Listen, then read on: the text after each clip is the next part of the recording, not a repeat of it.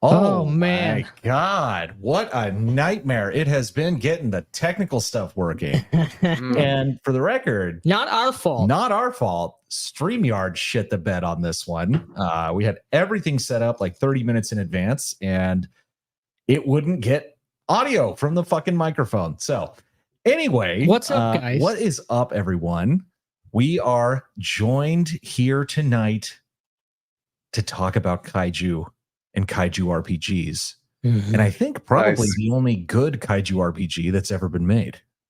Oh no! Probably. Don't say that. Get in trouble I with can't even somebody. think of any other kaiju RPGs. Oh man, we got a whole bunch of chats to catch up on though. We had to reboot, remake the stream and YouTube, like all sorts of shit tonight. And no music either, because we're not gonna fuck with that and fuck everything else up. So let's see here. You probably won't be able to play the trailer, I'm guessing. Maybe potentially. I do have We'll that. try. We probably can. If we can do screen share, everything will be fine. Yeah. So, and I did notice that someone in the chat said that StreamYard is apparently having a big price hike, which means that we will not be paying for this.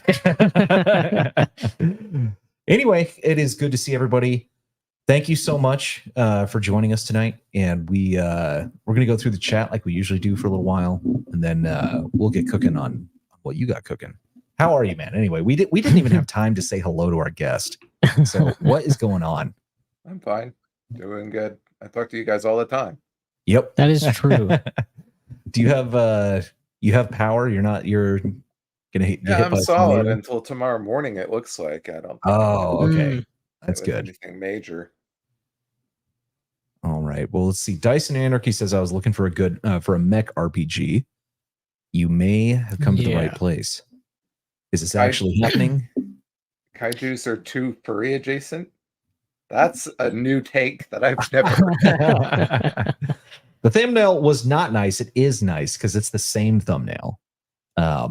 We did have until about 20 minutes ago. We had the trailer set up prior to this on the other stream, but everything just went to hell. We got squat bench deadlift in the house saying That's dramatic right. music commences. Unfortunately, no dramatic music tonight. No, not even non-dramatic music. Yeah. We can't have the Euro dance club. That's true. Yeah. not until our next Kickstarter when we do our launch rave again. Yeah. I know this is serious because he's ignoring me busting his balls. Correct. It was not fun. Playing the waiting game. Lots of people waiting. We got Kettle Hat. I don't know if we've seen you before. Hold on. I'm going to go sacrifice a pack of zip ties on an old HDMI cable to please the IT gods. Yeah. It worked. It did work. It did work. All of our cables were working fine. Late as usual. No, we are always Black Lodge Games arrives exactly when they intend to. Indeed. A Black Log Games classic. I think we may need to get the lads a Simpsons-esque technical difficulties screen. Well, it wouldn't have helped because we weren't even streaming yet. Yeah, you couldn't play the elevator music. Right. Yeah, very irritating. Matthew Funk saying chose to record while a fire alarm was blaring rather than be late on his upload schedule. Be like DSP. Well, we're going to be just like us. That's the only way we know how to be. How are folks tonight? I heard about this RPG from Patty's Parlor. Looks sweet. Nice. I'm doing good. And it looks really cool. Yeah, it does. It's got some very, very cool art in it. Oh, yeah. I run off a flash drive on my friend's computer. Why? Still less ghetto than Gilded is at times. Gilded is pretty janky. Yeah. I still have not, and I will not buy Roblox. I still don't know what Roblox is really.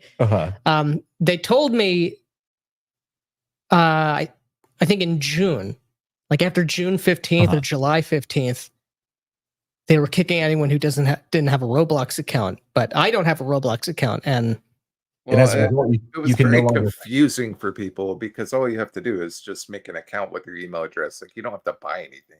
Yeah, but here's Yeah, the but thing. I don't want to do that. Yeah, he doesn't want to do that. I think you can't see images in Gilded No, anymore. I can. Okay, Again. you can. But I think it was something else. I was trying to log into Gilded on a different device, or no, we were trying to use the app. The app, because the browser for Gilded was being janky and wouldn't allow me to use my camera. But then, even though I have created a Roblox account, it couldn't find my Roblox account. Nice. This is why I don't want to even set up a Roblox account. Yeah. It's not about the money. Yeah. It's about sending a message. It's like, yo, dog, I heard you liked making accounts. Here's some more accounts. Accounts for your account. Yeah. The Broken Empires interview is sick. I'm almost Hell yeah, done it. man. Nice. Yeah, that was a lot of fun. Another game we're super excited for. Excited about. I VIP registered for the Kickstarter right after watching it. Hell yeah. What you should do at the moment is go register for the Kickstarter that is linked in the description of this stream. Yes. Because we're going to be talking about this game tonight. It's not the Wi-Fi. This was literally StreamYard. 22 waiting. That's Swifty Girl's song. I don't know what that means. I don't know. I know it's a Taylor Swift reference, but everyone burn your stock of internet gas to restore the StreamYards. Yeah. You there at the moment? Yeah. We are now. Here's a question. Is it a necessity for a core rulebook to have an introductory adventure, or are people cool with just adventure seeds? I find usually that the intro adventures go unused by most people. Most intro adventures are very bad. Right. And I don't think you need an intro adventure, particularly not if you're doing something in a familiar like milieu. Yeah. Right. If you're doing something really different, or you're trying for something different, it may not be a bad thing to include, but even then I don't think it's necessary. Yeah. Like that hasn't even really been a thing until the last 5-10 years. Yeah. Right. So there have been games that have been popular for decades that do not have an intro adventure. So right. Definitely not 100% necessary. But I, of course, cannot see this. Where is the goddamn? Trying to bring up the... I am. I'm trying to get the PDF prepped. While I get the PDF prepped, Greg, do you want to go ahead and give us the kind of overview? What's the elevator pitch? And does the elevator go down multiple stories into a subterranean launch pad where there's a giant kaiju that has teeth and a big electrical cord plugged into the back of it, where people are forcing teenagers to pilot it? Mm-hmm. No, you're not going to be Shinji getting the robot in this one, unfortunately. He's literally me. Yeah. Oh, wait a minute. We're frozen up on StreamYard. Your video's frozen. Oh, son of a bitch. No. Okay.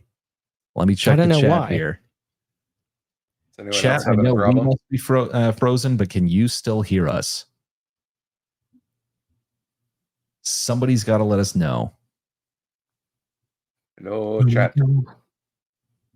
You're good. Okay, cool. All right. We're still good. Might just be me. I don't know. No, it's frozen. No, I can hear you, but I can't. Yeah. You're frozen. You're frozen in a thumbs up, so that's the vibe we want to give anyway. Yeah, exactly. Yes. All right. Hopefully we can... Yeah, we should be able to screen share this. Yes. No problem. Share screen. Yeah, the cover looks really cool. Boom. Here we go. Oh, yeah. Titans of Fallen Earth.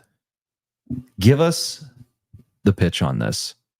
I think the art style speaks for itself. This is fucking sick. Mm-hmm. You got a kaiju getting cut in half in a shower of blood and or energy. So the pitch would be, if you want my cynical pitch, it's that all kaiju versus mecha games suck and are not cool and they're all lame. So I wanted to make one that was cool and not lame. So this is your love letter to Lancer, is what you're saying. Go back. So take a shot whenever somebody mentions Lancer. Yeah. That's not cynical though. That's very Accurate. Probably true. Yeah. And Yeah. very aspirational. Everybody else blows. Right. My thing is better. And it definitely looks better. Yeah. Well, the And idea this is- was, a lot of the kaiju games that I was looking up on the internet on Director RPG, I downloaded a ton of them. They all go for the 70s giant robot, like Power Rangers type of Transformers thing. And they either do that or they're like a Powered by the Apocalypse, like blue side shave girl, like type of thing. And Less. I'm like, where is the cool Yeah. kaiju, like explosive and deadly experience at the tabletop? There wasn't one, and I wanted to make it. And I was like, I grew up watching Terminator and Mad Max and Akira and stuff like that. And I was like, there's nothing like that for any type of giant monster versus mecha game that I know Right. of. So that's kind of where I wanted to go with this. And I wanted big explosive damage and big fun swinging combat. It's kind of a crunch medium system, so there's enough Mhm. there to satisfy any kind of wargaming itch you have, but there is some wargaming aspects to it as well. And So, like, is the a part of like the itch you're trying to scratch that isn't really conveyed or isn't focused on in these other games? Certainly, Powered by the Apocalypse. We all know what kind of a limited dynamic you get using that system. Is it just that these other kaiju games are just cartoony, where there's no stakes and nobody dies, or because this is a kind of a genre or a subgenre, I'm not sure what you would call it specifically, that I'm not really experienced in. I haven't watched a lot of obviously I've seen Godzilla movies and what have you, but it's not something I'm immersed in. So is it just making it more deadly, increasing the sort of complexity of upgrading and repairing, et cetera, to the mech, as opposed to it just being sort of rock'em sock'em robots? that would be a good summary. If we're talking about gameplay elements and character creation rules, increasing the complexity and customizability is something that we wanted to do. But the idea in my mind was to make something thematically coherent that spoke to our love of the 1980s Mhm. dark and gritty cyberpunk action and post-apocalyptic movies and media, and early 90s anime, like a little bit like Evangelion, with a few modern touches. We have some Pacific Rim influences there. Yeah. But it's Yeah, almost like definitely. everything else that we do. All of our books speak to some kind of nostalgic, like heartstring, and we try to tug on that and get you excited from, a visual storytelling perspective, as well as like a gameplay design perspective. Mhm. Like, for example, you've seen Evangelion. You I referenced I it, have. right? Yep. It's like there's a scene. Sorry for all the non-nerds in the Spoilers Yeah. for a 25-year-old Cartoon. Yeah. There's a scene in the beginning when the nerdy kid finally gets in the robot and he has to fight for the first time, and he gets his ass like kicked, completely destroyed, and the giant robot basically goes berserk and takes over and beats the shit out of the kaiju. Yeah. And so I was like, you know what? I want players to be able to do every single thing in this scene Right. in the game. So it's like, I'm taking notes on what to include: smashing opponents through buildings, having the mech go berserk, what happens when you take catastrophic damage and your pilot is about to die or is dead. So those are the type of things I wanted to go for. Some high lethality. So you were right, Steve, when we were talking about like kind of the rock'em sock'em robot perspective of a lot of the kaiju games out there. They usually have these cinematic rules where you have like some kind of cinema point system that you can spend where your Right. character does something cool, and gets out of a jam and like you can't Oh, I die like and that. yeah, and we avoid that completely. We're going for the Okay. straight like wasteland, like humanity is at the brink of extinction and you're Yeah. fighting to survive.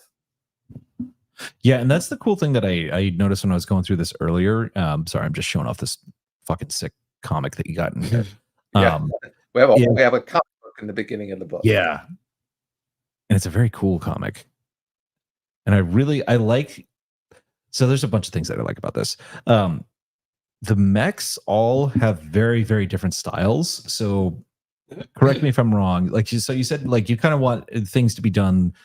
You want to be able to do the types of things that you see in that opening episode of Evangelion, where the robot goes mad on its own, goes on a fucking rampage. The robots themselves generally, I mean, even in Evangelion, they had handguns sometimes. Like there was all sorts of crazy stuff. But you've got very, very different types of mechs. You have the Pacific Rim kind. You have the more Evangelion kind. And you have some things that look even a little bit weirder in some cases. Yeah. And that was our intention, is to kind of, I don't want players to be funneled into this is a Gundam game. This Right. is a Battletech game. If they want to recreate the fantasy that they have in their mind of Pacific Rim or Evangelion or the Guyver or, you know, something like that, I wanted a game that could allow them to play that type of character in the game while still being cohesive from a lore and storytelling perspective. Yeah, and there's the thing that I was very happy about as well was that there is significant word count in this early part of the book given to the setting, and there's a lot of different factions and which is important if you have any kind of post-apocalyptic or the imminent threat of a post-apocalyptic situation. It's well, tell me about the world so that I care about it. I'm supposed to be caring about it. I'm putting my life on the line to save this society or these factions, these people. So I do like that, and I really like these these propaganda. The aliens who invaded the Earth with the kaiju are kind of inspired by that old show V, which I enjoy. And so they kind of propagandize and try and convince humanity to abandon their fight and join their side and things like Sons that. of bitches. Yeah, get eaten. And so there's like you said, like these propaganda pieces are great. You have so much art in here, and it's all really good. Yeah, I can tell that like a human made and not just in the sense that it's not made by AI or anything like that, but someone who really has an understanding. Right, it's not the same like flat digital illustration look. Right. That you see. We wanted to go with kind of not necessarily like a Saturday morning cartoon, but like in between the comic booky feel with like early anime and like cartoonish. So it's like, you know, it's realistic, but it's also got that like comic book feel to it. Right. Yeah. And we do dump a lot of lore at the beginning. I mean, we do that for all our books and some people don't like to go through a big lore chapter at the beginning, but you can get the gist of it just by looking at the art. Right. You can, which is excellent. But I will say that's not every game needs to have a really specific world and the lore and whatnot. But there's a lot here, but this isn't burdensome. It's not burdensome, but it's a good thing for the most part. Yeah. Like this is something we talk about all the time, is that we like settings that are opinionated. Right. And that you have a strong setting. Like some people just want, a set of rules and they'll come up with the world themselves. And that is fine. And sometimes I like that, but I really don't want to have to do the work on that part. It's not. Yeah, I mean, you're right. I don't want to do the work, but I'm not even going to make the call for myself whether I'm going to do the work if I'm not inspired. Yeah, if I don't find the idea itself interesting. So, and if you do want to add some extra complexity with regard to the setting. You have different factions, you have the different styles of these mechs, different competing factions, institutions, or the remnants of institutions. Yeah, you can't just slap a name and leave it to me. I want to know at least a little bit. I want to get the vibe of these different groups, what they're about, what they're after, right? That's interesting to me. So, okay, I want to fight for I forget what you call it. It's like the US remnant as opposed to the reptilian Illuminati, Majestic 12, the order of humanity or something. Like, I don't want that. Yeah. Because after the kaiju are done, I'm coming after them. Right. Exactly. Yeah. And so what can you give it like a basic overview? You said there's aliens. They invade with the kaiju and they're doing the V thing and trying to propagandize everyone. How did this happen? How did mankind get to this point? So it's kind of a classic story. You see it in a lot of giant monster and anime stuff. Basically, these entities who came from the stars landed on Earth a long time ago before the Ice Age, and they were going to colonize the Earth with these giant monsters that they made. They're very genetic. They're a biomechanical type of race, and so they use genetic power to manipulate everything. And then the Ice Age came, and they had to hibernate. And so then we get into some Hellboy stuff in the 20th century when the Schnazis go to send the expedition to the Antarctic, and they uncover like these aliens, and they're convinced that these are the Ubermensch or whatever. And the aliens are like, these idiots think that we're the Supermen.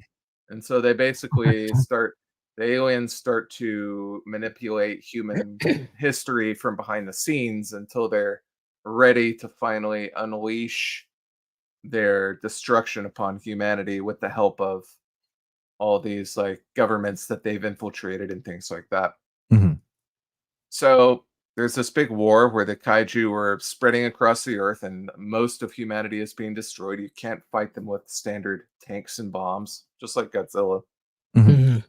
And humanity discovers a way to sever the aliens' control over the kaiju.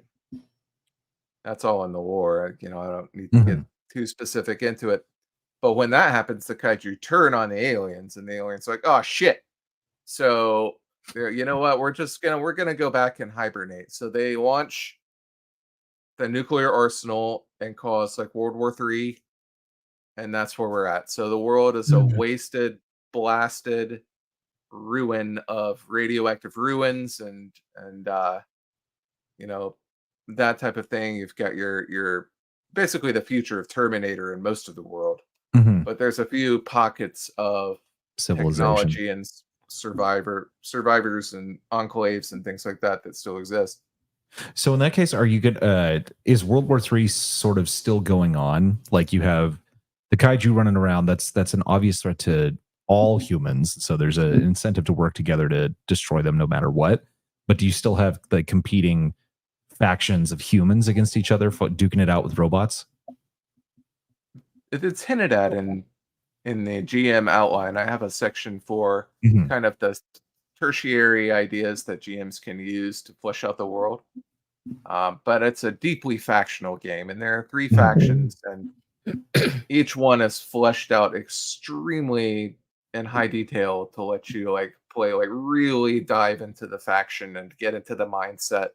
Not just the role-playing mindset, but that, as you mentioned, they have different titans that you can pilot with totally different art direction and things like that. Yeah, we'll get to that because that's a little bit towards on the back half of this. But if you want to know the story, now might be a good time to try and play the trailer. But if you think it's going to mess you up, then don't do it. I don't think it will. We shall see. Video file. I want to go to here. There we go.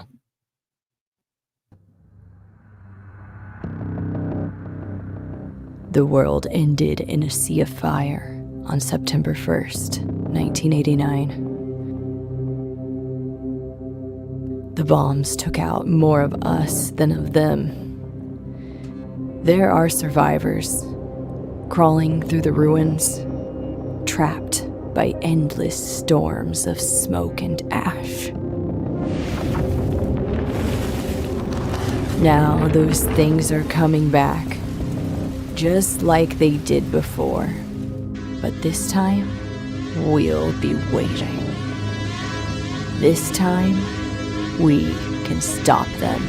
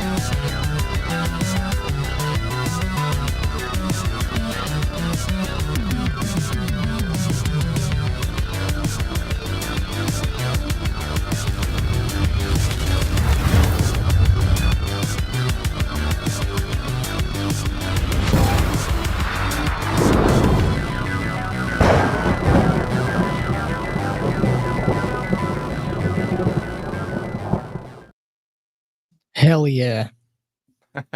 That's our favorite trailer. I love that trailer. Yeah. Yeah. Awesome music, awesome art. This game is like also just beautiful. Like the layout is top notch on this.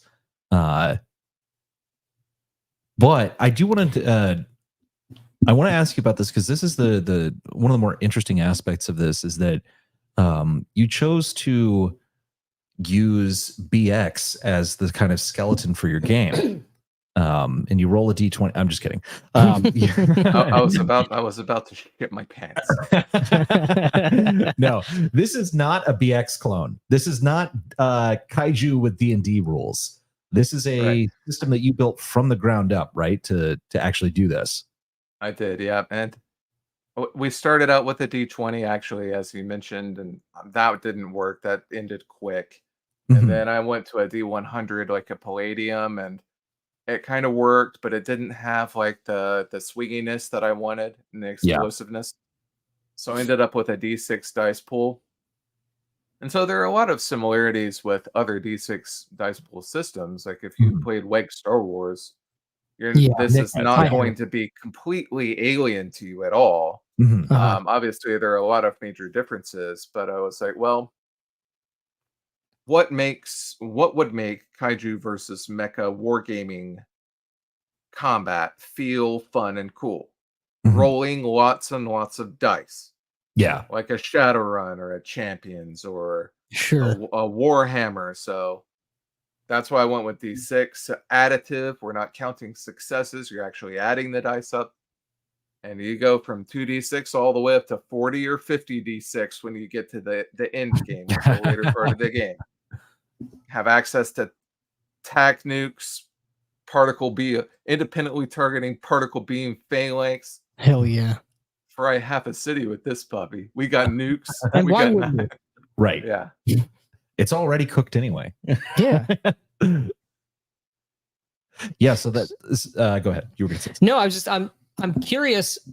So with that in mind and having like a dice pool system that scales up to like to that level, how did you approach sort of the the differences with regard to scale and focus for like the stats of your human pilot. Is obviously you as a human have a certain set of skills, a certain affinity, a certain et cetera, et cetera. But of course that dynamic totally changes when you get into a mech. Obviously the construction of the mech has certain abilities and limitations based on its manufacture, but this is, at least in my limited understanding, a big part of what makes the genre compelling is sort of this synthesis of the man and the machine here. You could put, a dullard in a very powerful, colossal bunker buster, Gundam machine. Yeah. But like that's why, Evangelion, they spent so much time training to, what do they call it? Synchronize with the mech and with each other, listening to rock music and getting the timing down. So how does that all work? How did you approach, from like a mechanic standpoint, putting those themes over? Well, we solved this, what I think, pretty easily in this game, which is it is a skill-based system, and the classes are backgrounds that give you special abilities based on the types of skills that you have. In other games, you choose a class and that determines what skills you have. In this game, you choose your skills and that qualifies you to pick your class. So the long and short of it is that your skills as a pilot translate into when you step into the Titan. Just straight up, except for a few minor exceptions. When you step away as a pilot, if you get into your mech, your knowledge of xenobiology isn't just going to disappear. Like, you can use that on the battlefield to determine the weaknesses of kaiju. Right. You can use it to identify the glowing red spot and hit the weak point for less damage. Yeah. Like, to do certain things in the world, and so it's like, it's straight up, it scales very seamlessly.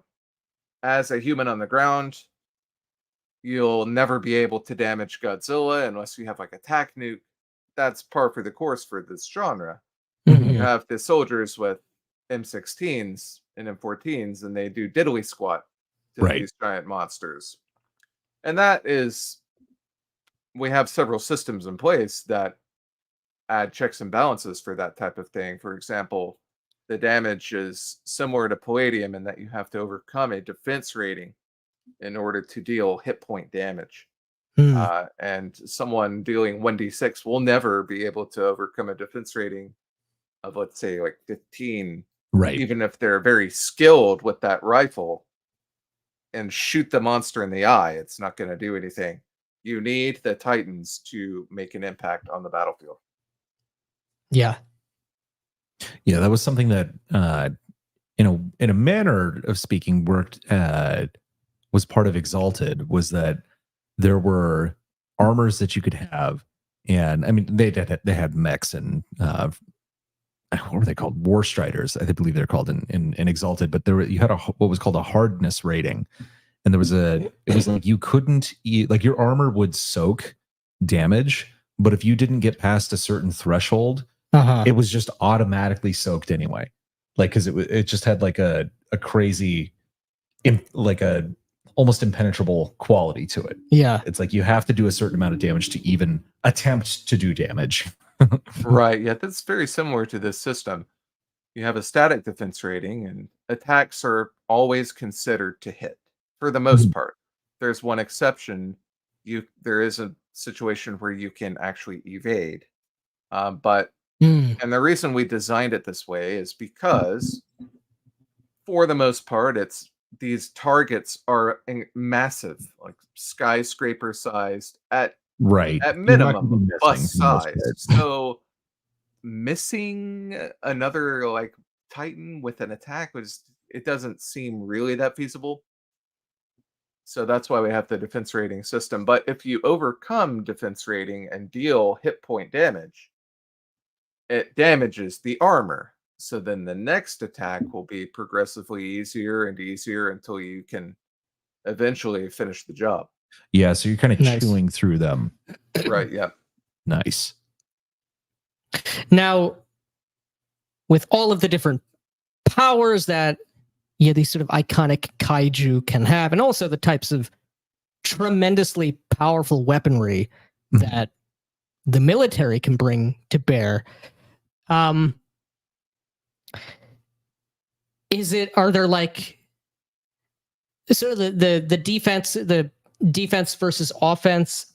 Is that sort of handled kind of like immunities or damage reduction kind of a thing, or oh, go ahead. Oh no, continue.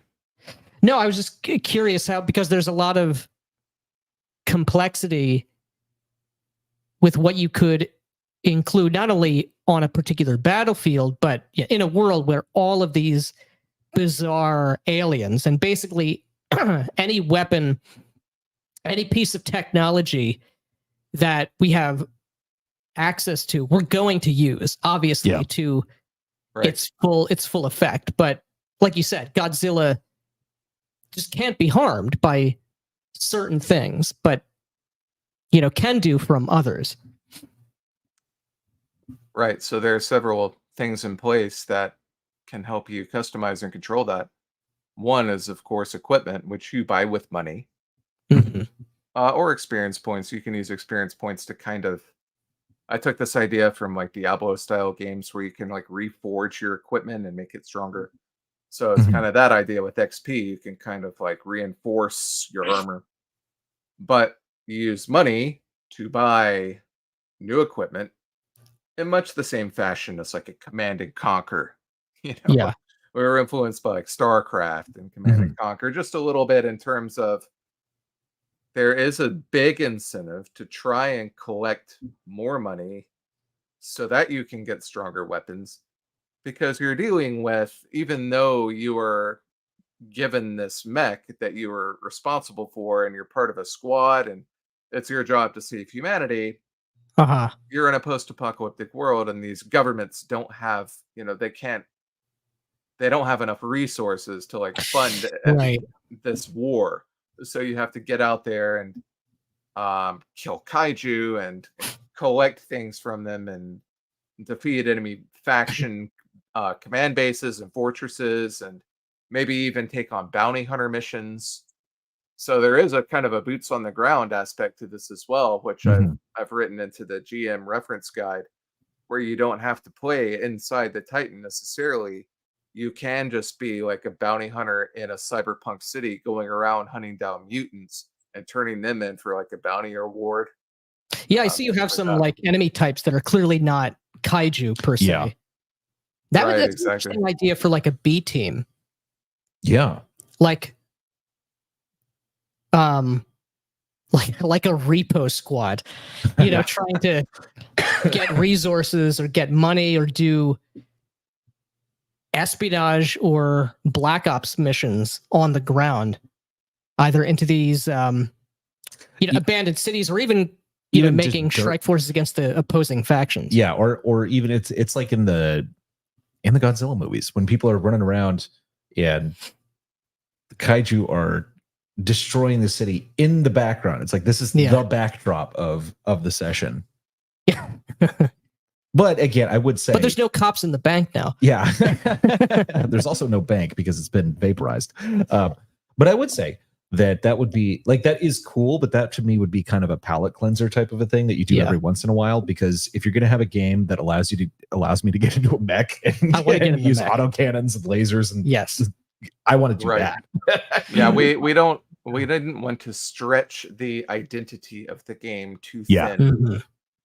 That's a very smart choice. That's a major mistake. Yeah. So most of the game is Titan versus Titan combat, but there are downtime activities and things you can do in between. It's not a full-fledged what has happened to us wander around and have like slice of life anime stuff and romances. Mhm. We don't Uh-huh. do that. We don't do that in this. This Yeah. is strictly like almost like a like a hardcore action type of game. Right. Yeah. And Mercurius asked us, what has happened to Australia in your post-apocalyptic world? This is talked about in the Gridcom section, which you're actually, I think you're still browsing through Gridcom Mhm. now. They're the high-tech faction centered in Japan, but also includes the Pacific Oceanic region. Mm. So Australia, Japan, parts of South Korea, and a lot of those nations, New Zealand, and a lot of those nations kind of, because they were so far away from the initial kaiju attacks, which came Mhm. from the Arctic, they survived longer, and so they're doing a lot better than the rest of the world. So now Mhm. they're like Mm. a major force, like fighting back. They are unfortunately still Australian, though. So Yes. Sadly. yeah, sadly, they were not wiped out immediately. But like they still have to watch out. You scrolled past a kaiju that was underwater like a giant shark. Yeah. There's a reason why they can't just send out aircraft carriers and nuclear subs anymore, because things like that are wandering around Right. the Pacific, and it can chomp a nuclear sub in one bite and you're done. And it would probably enjoy the nuclear Yes. material. Mhm. We wanted to have enough. You scroll past some charts. Mhm. What you're looking at here is we have each faction has two types of titans that you can roll for. One is a smaller style of titan. Mhm. So the zone busters there are almost like our armored trooper Vodoms, if you know what that is. But if you don't know what that is, maybe like, do you remember the mech in District 9 that he Yes. gets in at the kind of that size? Like it's pretty big, like maybe 12 feet tall, or but Right. it's not like super size. It's And big these, compared to a man. Yeah. yeah, of course. So these are designed for big team combat. Like if you want to have a party at the table of like 5 to 6, Mhm. this is what you want to roll, because they're smaller and you can do more with them. And then each faction has a large, gigantic size Titan. Mhm. That's when you only have 2 or 3 people at the table, maybe even one person at the table. You can have the Pacific Rim type of experience where you're in this 80-meter tall, Right. enormous robot. Now, there's nothing technically stopping you from having a table of 5 to 6 of those. I mean, you can, but the scale is just going to be ridiculous at that point. Could be fun. But the idea here was to offer different types of gameplay experiences at the table, depending on how many players you have and what Right. type of game they want to experience. So is the idea then, if I'm understanding you, whether you're playing with one player or sort of a standard group of 5 to 7 people, regardless of the size of the Titan, it's one pilot. It's not like That's right. like a Voltron thing. Yeah. No. Mm-mm. Okay. This is more down to earth, if you can describe it as that, given how ridiculous it is. But Yeah. still, So with the focus on being to highlight the action, the Titan on kaiju combat is the sort of dynamic generally assumed to be like a mission structure kind of a thing, whether you're explicitly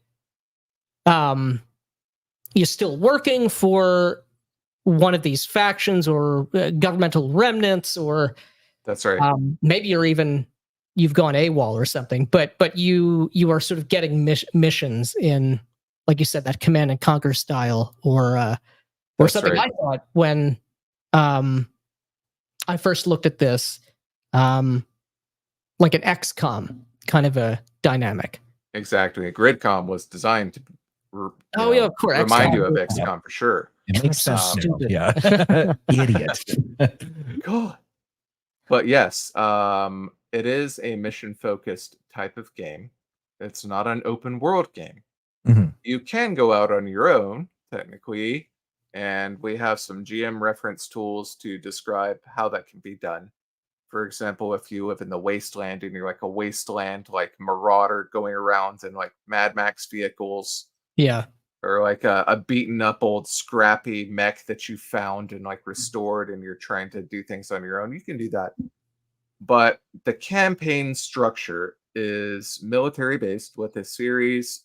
You have a theater of battle that expands the fog of war as you continue to fight kaiju, but your enemies grow stronger over time, even as you improve your own Titan over time.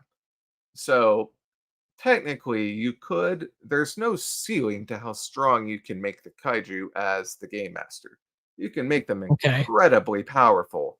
Uh, the chapter is not here for you to look at in full. I do include like a kaiju preview for you, but Mhm. there's like a chart of like 200 kaiju powers that you can Oh, choose from. damn.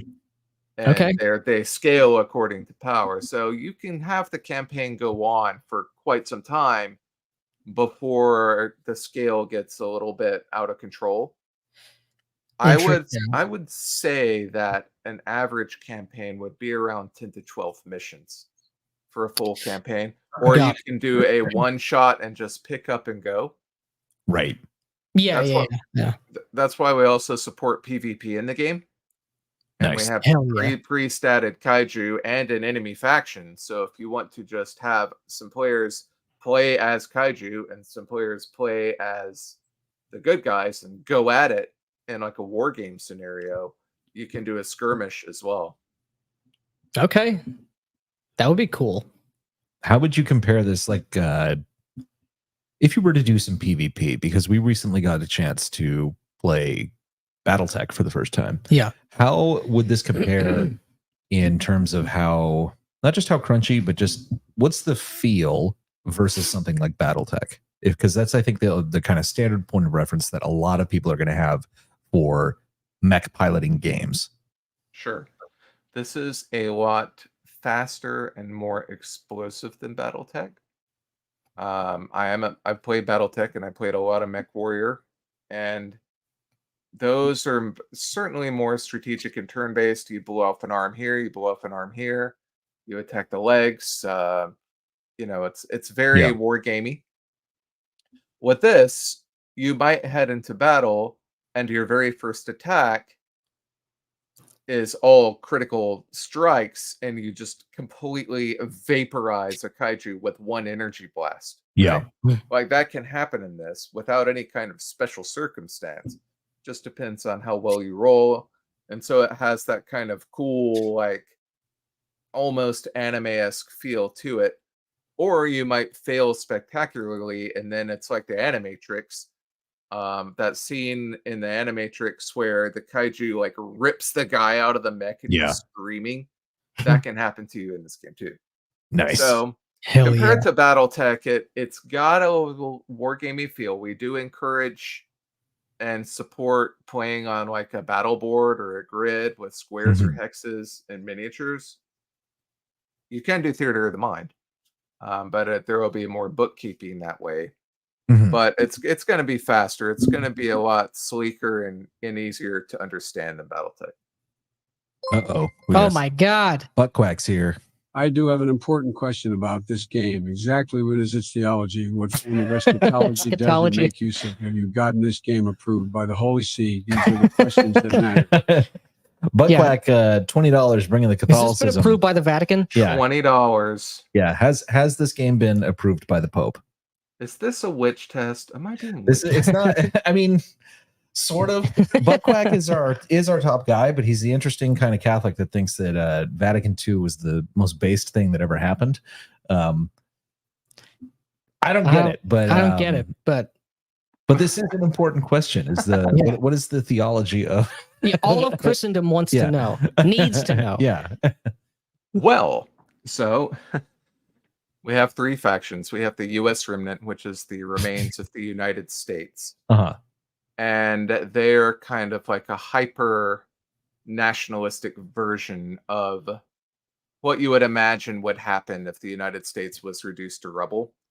the Mhm. military remnants kind of take over, and they're like, we will rebuild this nation in the name of God type of thing. Mhm. So they're Mhm. very like, traditionally patriotic, very like humanity, fuck yeah type of guys. Yeah. And so there's some Christianity there. I don't get too deeply into it. Yeah. And then we have Japan, which is Shintoist. But because there are so many refugees from all over Asia and Europe and Southeast and the Pacific region flooding into Japan, it's gotten more cosmopolitan. They've had to abandon some of their xenophobic tendencies, and so there's different like religion that have started to blossom there. So you can do whatever you want in Japan, or you can be the alien faction, which is the true center of the universe and the true rulers of all of your destiny, Uh-huh. and they exist only to fuck you, humanity. Right. So- So can you worship the kaiju? There, Is there a kaiju religion? there is, Nice. there is. But what I'm also hearing is that a bunch of Europeans have come to Japan, which means we can take Japan for Rome. I guess. what I'm yeah, hearing. that's what I'm hearing. Yeah. Yeah. I don't get too deeply into the real world political Of course. comparisons, Yeah. but it is a cyberpunk, like post-apocalyptic Yeah. game, so I have to talk about these things. Like people are going to want Yeah. to know what it's like to live in cyberpunk Japan. I have to describe that, Oh yeah. I mean, that's an important thing for characters as well. Yeah, for sure. I mean, this is a massive existential crisis. Yeah. Not only are there aliens, they have kaiju. Yeah. And we're not doing too good right now. You would think that, this giant city destroying monsters might make people think rethink their lives, Right. and their worldview. But this does make me think to something you had mentioned earlier with regard to taking inspiration from Diablo. Oh, I'm sorry. This is Michael Ironside right here. I Yes. love it. General Oh, of Samson course. Yeah, that's Ironside. awesome. Yeah. So I was reading more in depth one of the factions, and I was clearly thinking back to Evangelion, and of course, the Eva robots are more than just steel beams and circuit boards. Yeah. There's something weirder going on and darker in their construction, which is part of why the robots sometimes go crazy. And I see that there's things. Yes. It looked like there was an aspect to that in this game. Is this General Samson looks like Ginger Fraser in 40 years. well, obviously, Thank you for the $5 buck whack. after the kaiju apocalypse, that's your Right. destiny. Is to, so in defeating these kaiju, can parts of their biology be harvested and repurposed for upgrades and additional Titan capacities? Yeah. So this is actually a very central part of the whole game, and there's a whole chapter on it. The trace. There's an alien energy source that the invaders brought called the trace. It's an acronym, very long acronym. But most people just call it the trace. Mhm. And it's what gives kaiju their power. It's what breathes life into the Titans, because you wouldn't be able to technically make an 80-meter tall robot move unless you used like Titan parts or kaiju parts, because it's powered by the trace. And so this stuff is everywhere. It's contaminating the whole world. And it's extremely toxic to humans. If you're exposed to it, it's lethal. But when you kill kaiju, you basically have like a ghost vacuum cleaner that you can get, and you can suck up the trace like Tiberium in Command and Conquer, Hell Nice. and concentrate it, and it's extremely valuable.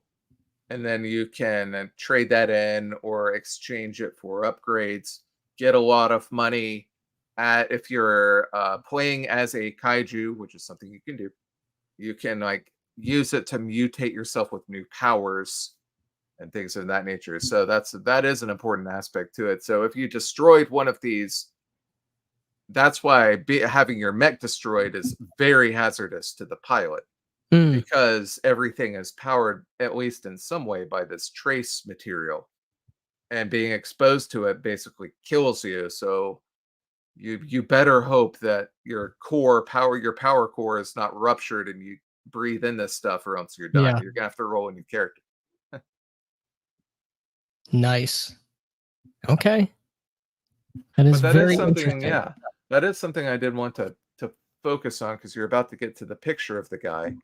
So we wanted people to be able to play as Godzilla if they wanted to, or the Guyver. Like this guy's doing.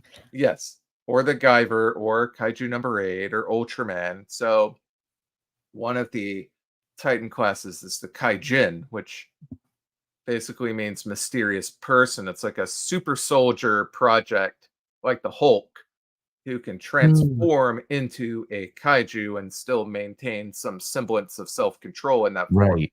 What's the Chinese cartoon where the big naked people are attacking the walls all the time? They Attack on Titan. Yeah, okay. Same sort of thing, right? Yeah, similar type of fantasy there. Yeah. So yeah, but of course, if you choose this character, you're going to be a loner, Right. possibly exiled. People don't trust you if they find out your secret. Yeah. Why not? Experimented on. So that type of, but this allows you to essentially play as a good guy kaiju if you wish. Yeah. And all of your powers are powered by the trace. You don't have guns and ammunition and armor and stuff like that. And if you run out of the trace, you die. So, it's almost like a different play dynamic. Rex is asking, has anyone converted the trace into a drug? That's actually how you become one of these mutants, is by injecting like a super concentrated dose of the stuff. But like to do that would cost like millions of dollars. Like that amount of trace concentrated in this world is so incredibly rare to get it to that point. Right. But we do have like stim packs and like, stuff like that in the equipment section. I'm gonna inject this purified plutonium. Yeah.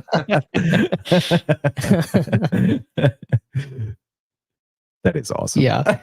I do like that. It's a terrible idea Yeah. for anyone to do this. For anyone to do it. Yeah. Yeah. Which is the charm of it. Yeah, basically, if you actually breathe in this stuff just wandering around, you get like a radiation sickness, kind of like a fallout type of thing, and you slowly begin to morph and mutate into this monster. And after a short time, you turn into a monster and you lose your humanity, and then the rest of your players have to kill you. So Right. A tale as old as time, really. Yeah. So this picture here, I don't know if you ever saw the anime Gasaraki. Yes, I have. Yep. Okay. That's very reminiscent of that, and I really liked that show. Yeah, these are your baseline type of kaijin, because not everyone's going to want to play a Godzilla. One guy earlier on said that was very adjacent. Baby. So, No, trace is not bad for my baby. Thank you. Fake news. Yeah. yeah, Nice. so these guys are like your Ultraman or Kaiju number 8 or the Guyver style. But you can make your kaijin form be whatever you want it to be, as long as it walks around on 2 legs. Like you can't make like a centipede or something weird like that. Right. That breaks the game. So Nobody wants to. why would I want to be a centipede when I can be a Godzilla? You're not allowed to play as you're not allowed to be a bug, all right? Yeah. You don't Sometimes something with more than like 4 limbs, basically. Yeah. Yeah. No Mothras. You can technically be Mothra. It's just that you would suck really, really bad. And perhaps I missed this earlier in the description of combat. Do you have, again, this might be a little bit different because I keep thinking BattleTech, but are there hit locations? There are. So we have Nice. 2 systems of play for combat that are the default, which is hit locations, and you can see that on the character sheet. It breaks that out. And you can attack hit locations to try and disable people's weapons. And you can break out your armor and separate it onto like your torso to give you more protection for your cockpit. You know, standard stuff. But we also have simplified rules where if you don't want to do that and you want the game to go really fast, then you just average out that number for the whole character and just have a single number and you fight that way. You know, 1 HP, 1 defense rating for the whole mech. That eliminates a lot of strategy from the game. Yeah. But it does make it faster and more arcadey, if you want to call it. I hate to, it's not a video game, Yeah. but you I know, would you know like what I to mean. hit locations. I would too. It's something we talk about this a lot recently, but after having hit locations in games, it's kind of hard for me to go back. Like it eliminates tactics, but it's also just more, and it makes cooler even more detail. sense Yeah. for like a mech game. Oh, 'Cause, like, if you get your left arm blown off, it's not like you're bleeding out like it's your arm. Yeah. The robot can possibly still work, but there was a missile launcher. Right. There's attached, like- weapon systems. Right. There's other things. And this is one of the things that like there is an advantage to speed in combat. That's something that like D&D style combat, you know, is typically pretty fast, but it's not that much. It's not that much slower to add hit locations. People are like, it slows down the game, and it's like. Meanwhile, really their doesn't. combat round takes 45 45 fucking Like, minutes. Yeah. Shut up.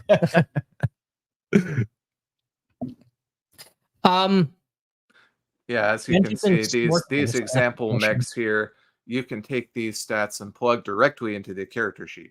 So if you want to get going fast, you can just go right here and put this in a character sheet and go. Yep. Well, that's cool. I do like I that. really like this picture too. I don't know if these are mechs or Nothing if these good. kaiju, but it's I assume these are probably the aliens. They are Okay. and they're giant exoskeletal suits. It kind of reminds me of the Chozo from Metroid. It Or also like looks like The a Skeksis and the Dark Crystal. Skeksis, or Mhm. even like I'm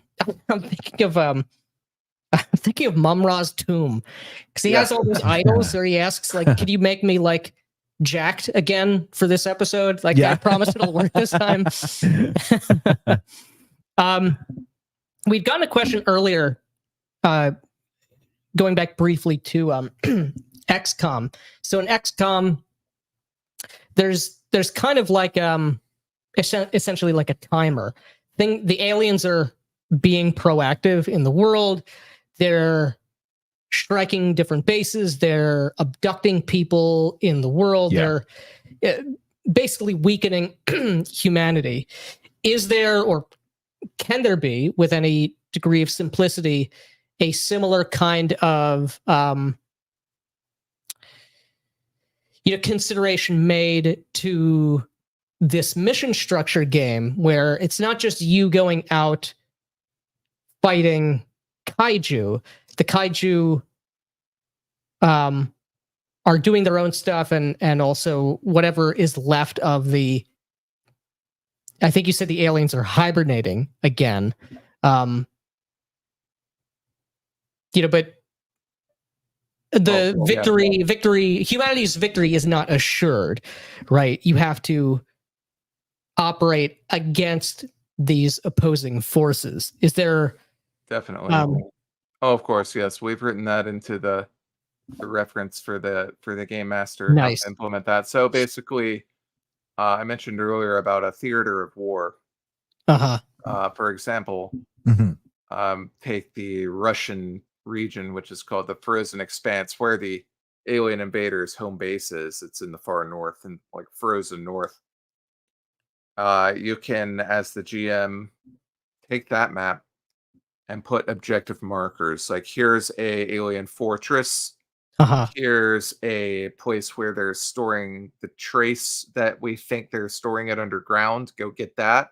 And just have different objective markers there, but also kind of have the threat of wild wandering kaiju. So on your way to an objective, you might be interrupted by attacking kaiju and have to deal with that or flee or run away. So Nice.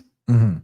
like a kind of a full theater of war type of thing. So if you go to the fortress and try and assault that, in the meantime, the alien invaders are off doing their thing on the other Right. side of the map, and they might actually be attacking your home city. So to handle this appropriately, we're also encouraging having multiple characters, which is something that not a lot of games Yeah. do these days.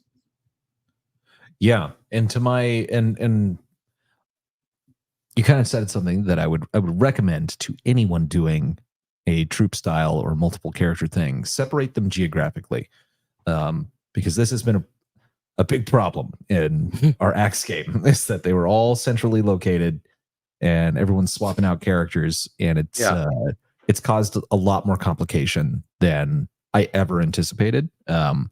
So if you're going to do that, definitely keep them in different areas. And that's kind of a cool way of doing it too. Cause I do like the idea of like, yeah, there's a trade-off to any mission that you're going to be taking, just like there was in XCOM, which is one of the more stressful video games I've ever played, because I made some very big mistakes in the early game. Yeah. That I didn't it's like the only game that's like giving me panic attacks. Yeah. Like, but there's a big trade-off into, where you go, who you fight, and where you're deploying your resources, because there's so much going on in the fog of war, and you can't commit forces to both missions. It's like you have to choose. And so that makes for very, very interesting things.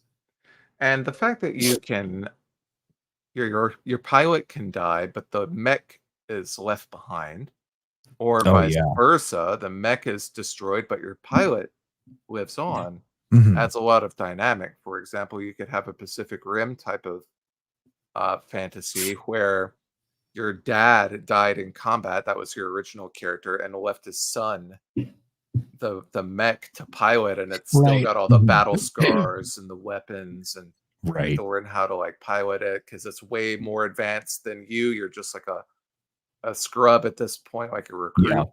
Or you can have it the other way, and you could be the ultimate badass hero who has to step into a shitty mech, and but you have the skills to try and like make it work. Your modern day Maverick. Yeah, getting back into the F-14. Exactly, that type of scenario.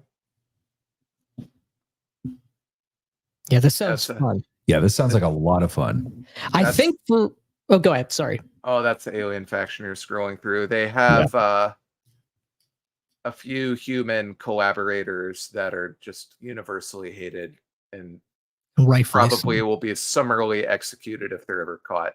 Yeah, tortured and then executed. Yeah, why don't you hang out with these people? Yeah, they put on holographic disguises and wander around like cyberpunk cities, and like they kind of don't look human, but it's a cyberpunk city, so they might be. Yeah, so you can't tell. Maybe it's just body modification or space drugs. I promise I'm not an alien. I'm just a freak. Yeah. I'm just someone you would never let into your home. So you got the Kickstarter coming up for this. When exactly is this launching? It's launching probably in about 2 to 3 weeks. Nice. Awesome. The rest of the book is written. It's just not laid out. And because it's the combat rules, which are very important. Right. And, the GM reference guide and role-playing guide and stuff like that, it's just not that interesting to show. Like there is some art there. And there's some definitely cool kaiju art that you can share if you wish. But yeah, that's why this main preview stops like right around here, because after this point there's mainly combat rules and stuff like that. But it's 98% done. I mean, we want to launch the Kickstarter with this completely ready to go. Yeah. And I mean, you're obviously this is one of the most done things I've ever seen, especially in terms of Kickstarters. You're launching in 2 to 3 weeks. We got the link in the description, boys. Get in there, sign up to get notified on this.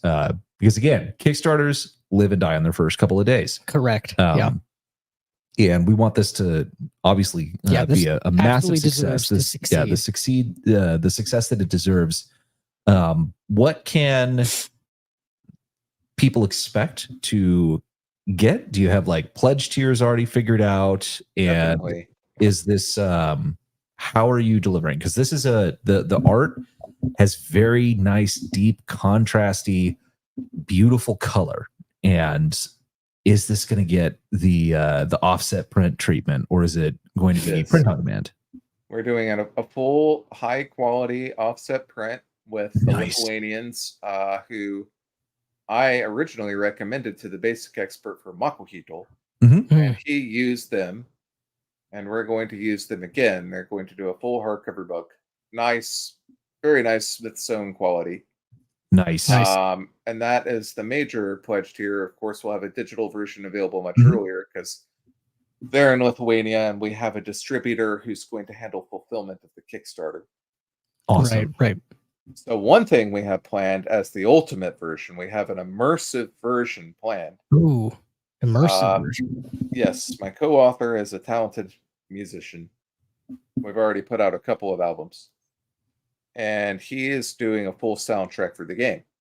Nice. Nice. And I told him I want this to sound like a PlayStation 1 game. Give me a Oh, nice. Metal Gear Solid, Yeah. Final Fantasy 7, Alien trilogy.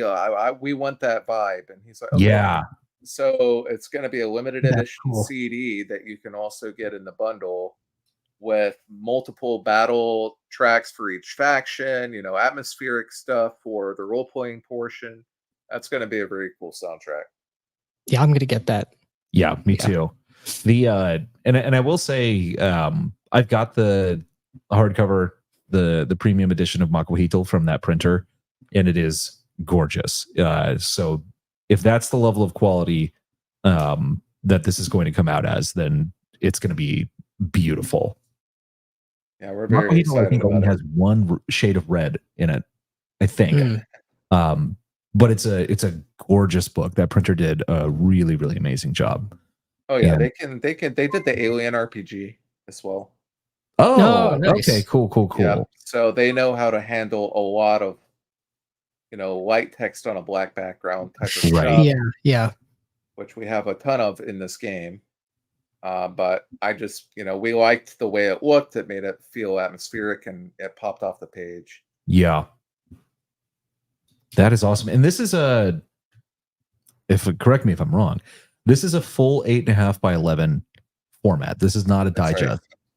Not a digest at all. None Yeah. of our books will ever be digest. We value our direction too highly for that. We want it to be the full experience, like the visual storytelling, flipping Mhm. through. Like, because we want this to appeal not just to RPG fans, but like Godzilla fans and anime fans and 80s cyberpunk fans. Yeah. Like anybody I think can it get will. something out of this. Yeah. It's really, really beautiful. Like the entire thing, like the quality of the art is excellent. It's all this, and this is another thing it's really hard to do unless you have a couple of dedicated artists, but it has a very unified art style. And I'm sure you've got multiple artists working on this, but everything fits together. And that's something that is very difficult to actually accomplish. As we found out, going through stock art and things like that for the Shucked Oysters, it's really hard to do that, and it makes a big difference. And this stuff all has really, really has personality, which is awesome. Yeah, no two characters look remotely similar. The artist I found, I just stumbled across him. Mhm. Nobody knows who he is, and he's like, I can do anything you ask me to do. Which is very rare, like, because Yeah. usually artists will be like, I don't do mechs, I do one thing. I Yeah. don't do machines. One thing like, poorly. And this guy's like, yeah, I'll do mechs. I love mechs. I've seen every mech show there is. I'll do it. Give it to me. It's like, okay, fine. Okay. That's awesome. Nice. Is it just one guy who did the whole book? He did 90% of the art, like what you're looking Yeah, at. there's there. a lot of art. Yeah, there's pieces. a lot of art. How long have you been working? I've been on working this game? with him since 2022 Damn. On this project or just on this in general? project. Yep. Wow. Oh, okay. Oh yeah. So this is true Long labor of time love. coming, yeah. I This do is it the all- I do it the God. opposite way. Like most people get the writing done and then they get the art, but I'm the opposite. I have FOMO. I have fear of missing out. Yeah. I'm like, if I don't get this artist to do this now, he's gonna die, and I'll never be able to finish. Right. Or just, Yeah. 800 other people are going to hire him and Yeah. he'll be like, yeah, I can do that for you in 3 years. Yeah. Yeah.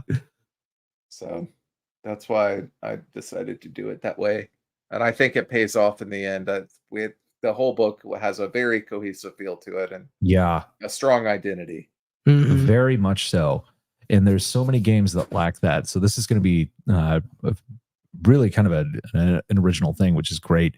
Do you prefer matte or glossy pages?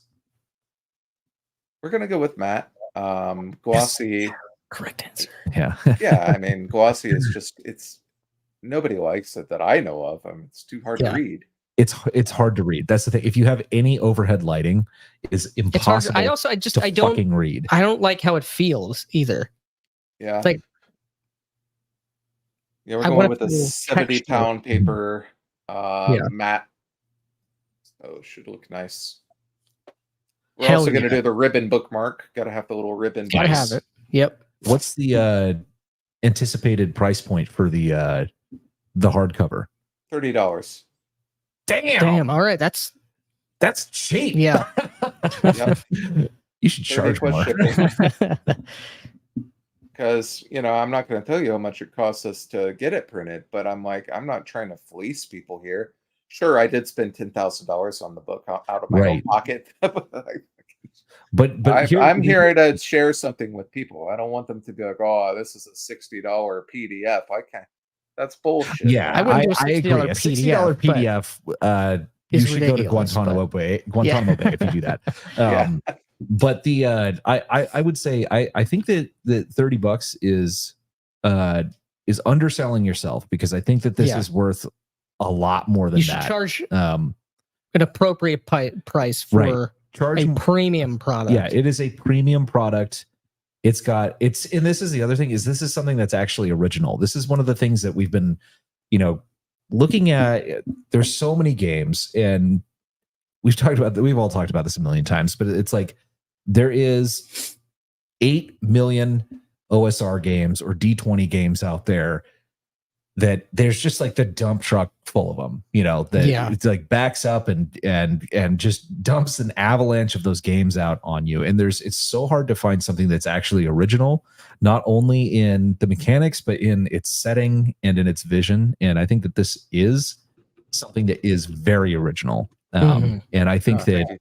there is probably a gap in the market here for you. And I would charge more than $30 that would be my Yeah. only advice. Because I think you could, people will pay for this. This Yeah. is really I would pay good. more than Yeah, $30 for for sure. an offset hardcover Yeah. print of this. Well, my thought is we want people to also pick up the soundtrack, and we're not charging cheap on the soundtrack. To get the That's book true. and the Yeah, no. soundtrack is $50. So Now- And so here's another question for you, though. So you have, this is by far not the only game that you have made. You have no, many, many things in the backlog. Are there going to be like bundles where if people like want to get the Chronicles of Ares or anything else Yeah. from Other your stuff backlog? that Dueling Dragons has done. we have a ton of PDF bundles on Direct RPG that are Mhm. very inexpensive for our fantasy stuff, but all our books are out of print. Like we're out of print, and Right. the only way for us to get back some of our older books is to do like a short-term print, which is expensive, Yeah. or to print on demand. And if I go to some place like DTRPG, they're going to ruin my book, first of all, because their Yeah. hardcover doesn't handle this type of like color. Right.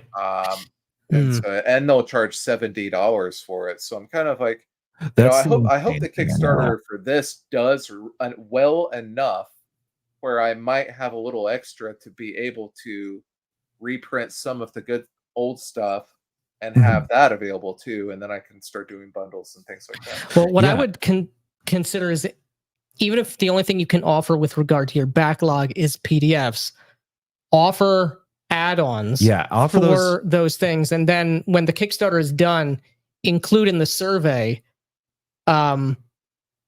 if you would like to see a small print run of some of our other stuff, which we had, our previous products that we Right. had available that are now no longer in print. Completely What would you sold like out. to see? Yeah. And then gauge that for maybe a Yeah. small offset print Yeah. run.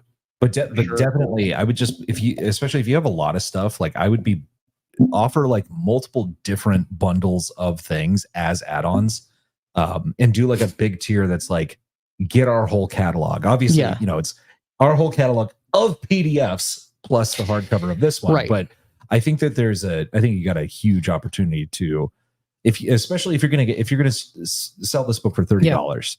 You have I a would buy that. tremendous opportunity to upcharge on the digital products. And here's the thing, it'll be worth it because they're good. Right. Yeah. Another thing I think about is, I quit drinking a while back, Mhm. and I used to spend $150 to $200 a week on like scotch Yeah.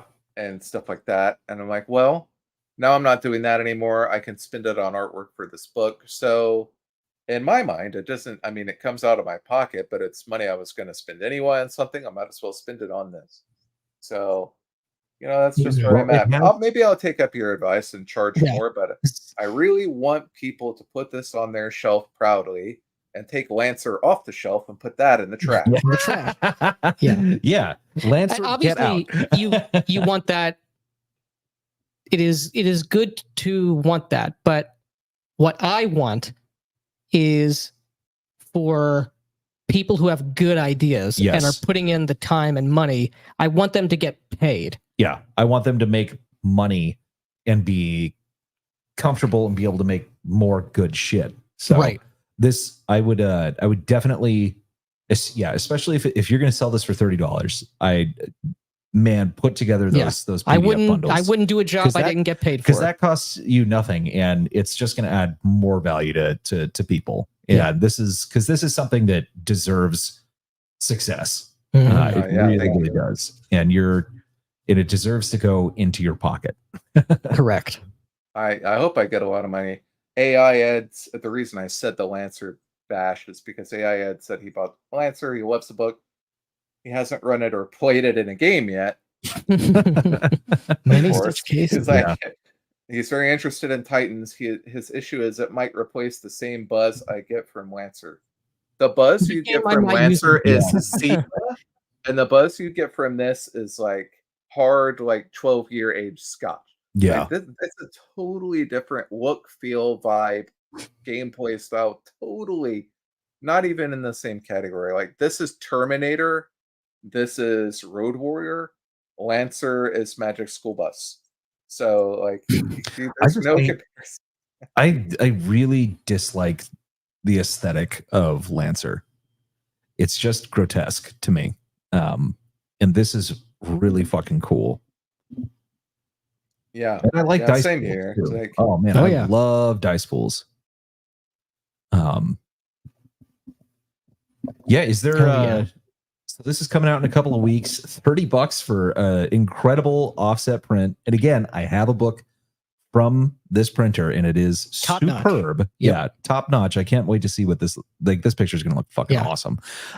It's all going to look awesome. But is there anything else about the game that we didn't cover? Something that's like you really wanted to touch on, or just something we missed?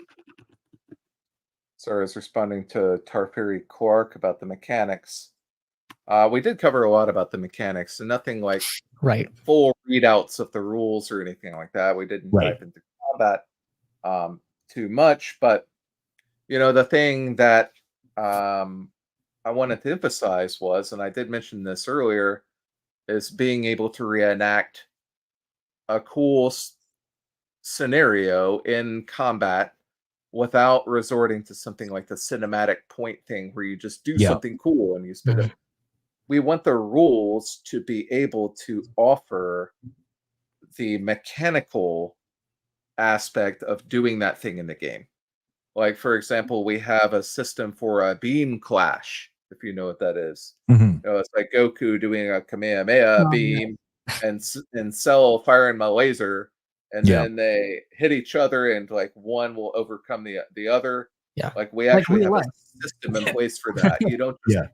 You don't just spend like a cool point, like a rule 0 point to make that happen. Right. We want to have mechanical aspects to everything that you might expect from a kaiju versus mecha game without missing anything.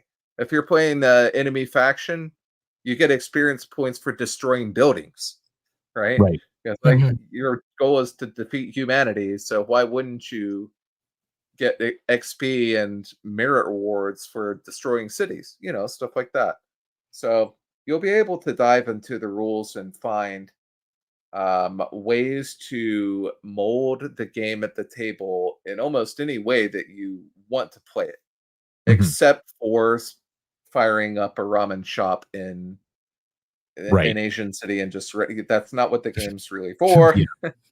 Yeah. We don't have any cooking skills. We don't have really any animal handling skills or anything like that. It's all Other than very handling a giant animal. Yeah. By putting With a by robot. putting a Godzilla in a headlock. Yeah. Obviously, in an armbar. yeah. It's all this stuff in the game is designed very specifically for this type of atmosphere of the post-apocalyptic cyberpunk world. Right. And we the- hope we don't stray from that, basically. Yeah, and the important thing for those of you who are tuning in late, for mechanically, this is a D6 dice pool system that Right. is sort of like Shadowrun, in that the scale is huge and you can end up rolling tons and tons and tons of D6s, but you're not counting successes.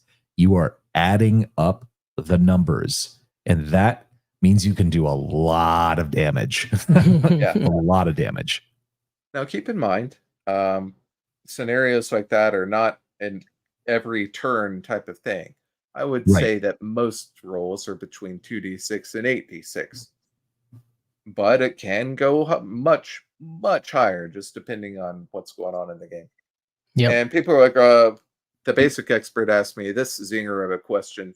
What if some players are like, oh, I don't know if I can do that math. That's too much math. I'm like, bro. It's any addictive. child can add up a pile of D6s in like Right. 5 seconds, in my opinion. But yeah. Yeah. And that is the thing. Of all the mathematical operations, addition is the easiest to do. Yes. Right. Number go up. No, number go up. That's why it's taught Everyone first. gets it. Yeah. Everyone understands number go up. Indeed. So that's why we want to have it kind of not enough fingers. Hell yeah. Yeah. Right.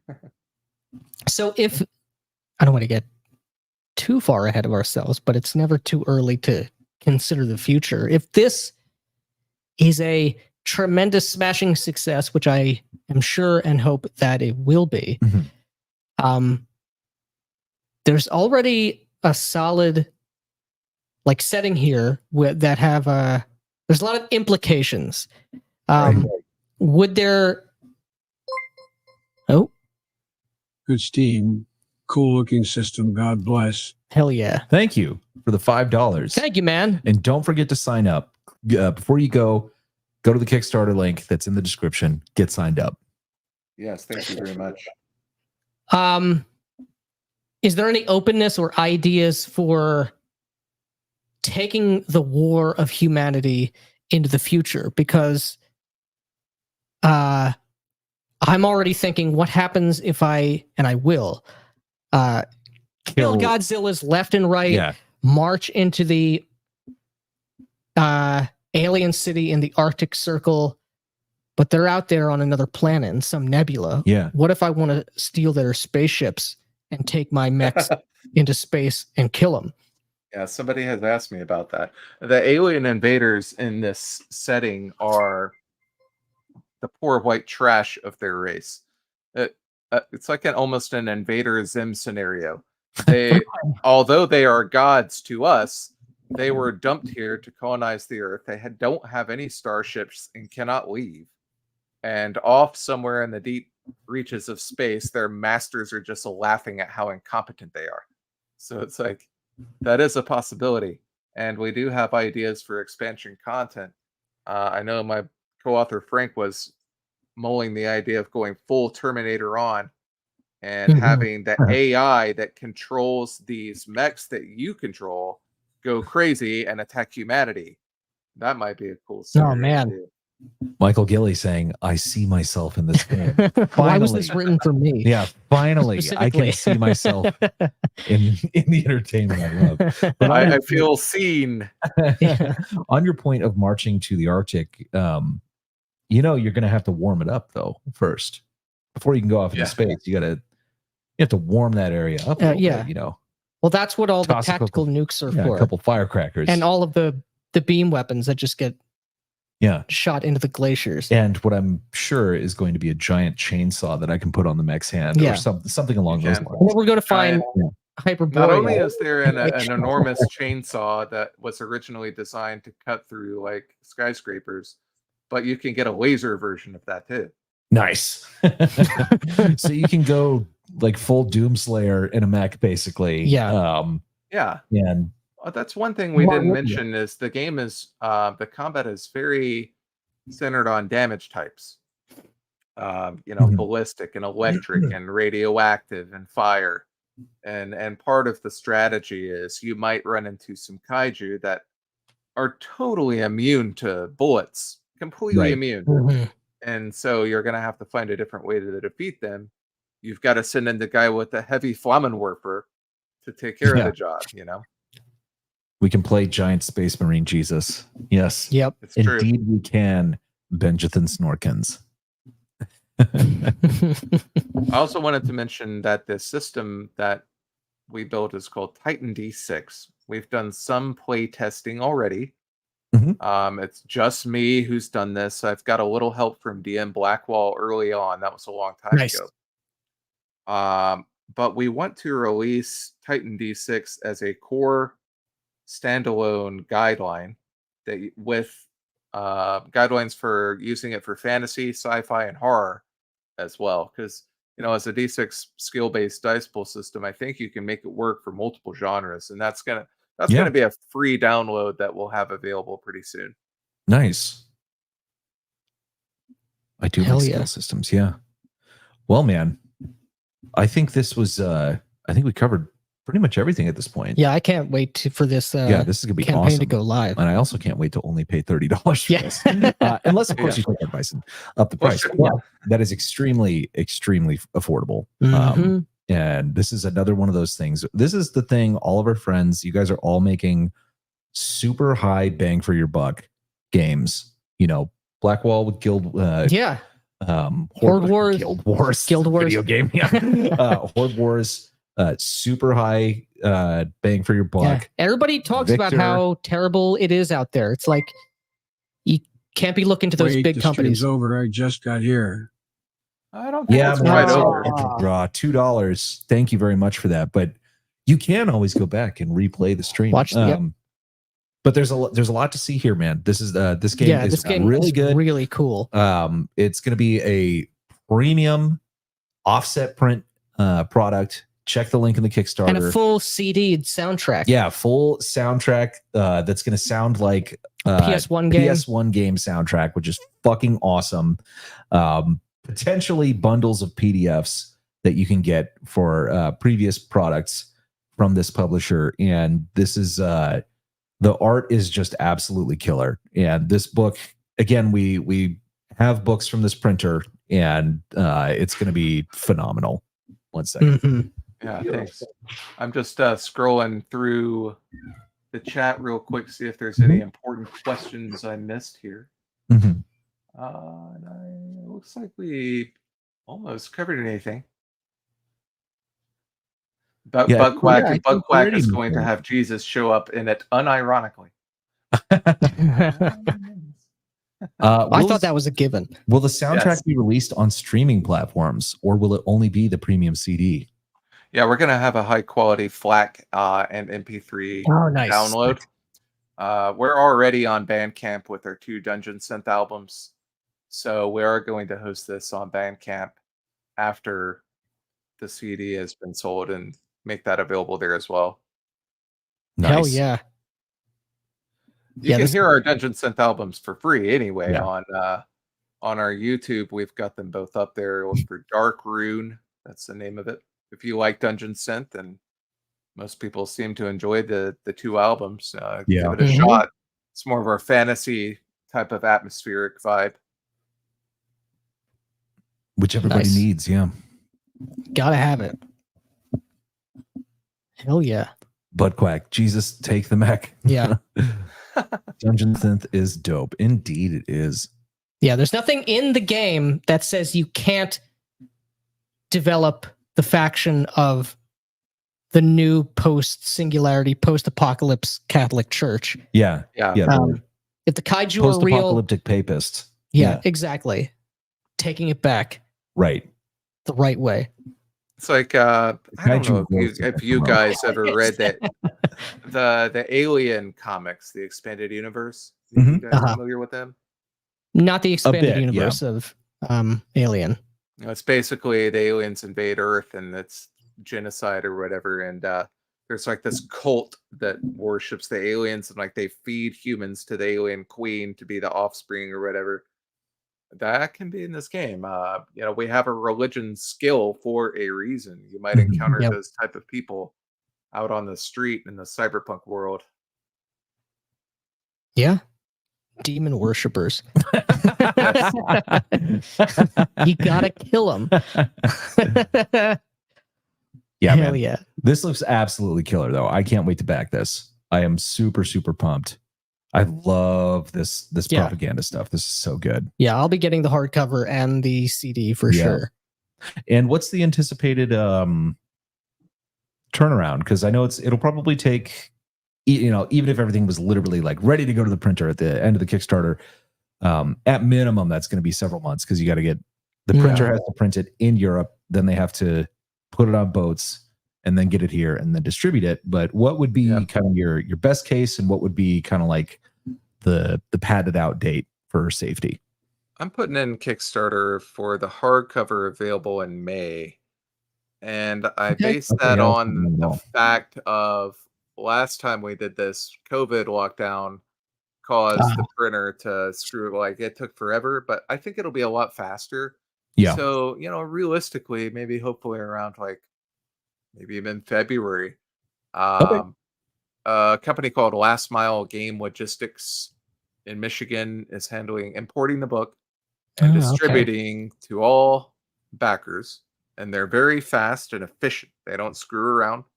So once they have the book, it'll go out almost immediately. That's awesome. Hell yeah.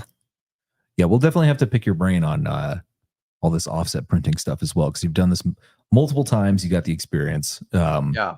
Which again, this is another thing. This book is obviously, we've looked at a huge portion of this book already. This is not, if you choose to back this book, you're not funding someone's pipe dream of a product that, you know, like this is my dream to make this. You know, yeah, so it's much like, work has already gone into this. and they have delivered multiple times before this. So this is not a situation where, you know, it's just not going to materialize. The book doesn't get written or anything like that. This is a reliable supplier of high quality RPG products, who has done this dog and pony show many times and knows how to get books into people's hands. Yeah, I mean, we've had 2 Kickstarters. Our first one went smoothly. Second one, I got really sick. I won't get into the details, but I was sick for like a whole year, so that had some serious delays. But we're trying to eliminate all risk with this one. This one's going to be as smooth as humanly possible. Yeah, in people's hands right away. Yeah, and barring some insane thing like you know, COVID or whatever happening again, which I don't think is going to happen. If World War III happens, that would be the perfect backdrop to play this game. Yeah, actually, yeah. Set up in the ruins with your gas mask and roll some D6s, guys. Don't be yeah. And what's this person saying? We got already you have the Dead Space XCOM gimmick, side, but also potential Dead Space side to it too. Oh yeah. I can see it. It'd be cooler Body than Dead horror Space stuff. though, because you could be, you know, in You could leave the ship. Yeah. you could leave the ship, but you'd also be, the ship could be much bigger, and you could be in a big robot. Yeah. Your engineering armor is just very big. Yep. Then All we right, can go guys. like a traveler route and have it be like super dangerous, like Blade Runner style off-world stuff. Yeah, you could. Yeah, I mean, you there is no reason that you couldn't do kaiju in space. Other than that, you'd have to deal. That's a different combat system, 0G. But I could definitely see that. I could definitely see kaiju on the moon. Of course. Yeah, because they are on the moon Yeah. in real life. Guys, Yeah, but thanks. anyway, I think we'll wrap it up here. I gotta get going, but this looks fucking awesome, man. Yeah, I cannot wait for this. Yeah. Thank you. If you do want to have me on again to discuss mythic fantasy, Oh yeah. Oh, I for will sure. be Yeah. available. Yeah, man. We would love to. That's something we are cooking on hard right now. Yeah. Our own stuff that is Mithras related. Mhm. And when I saw that you and Crossface were talking about kind of reclaiming that and bringing back objectively good and evil fantasy worlds and leaning into mythology, and Mhm. that's exactly the kind of stuff that we want to do as well. So Right. Sure. fellow travelers. Be awesome. Yeah. Anyway, I'm going to end the stream now. So thank you very much, everybody. Yeah, for, appreciate it, boys. Thanks for sticking around. Yeah, sticking around, sticking through the technical difficulties, and staring at my screenshot of her face because the camera stopped Yeah. working or something. Yeah. Yeah. Thank you, You're Stream right. Nerd. All right. Well, thanks for Yeah. having me on. Of course. Have a good night, everybody. Take care. Bye-bye.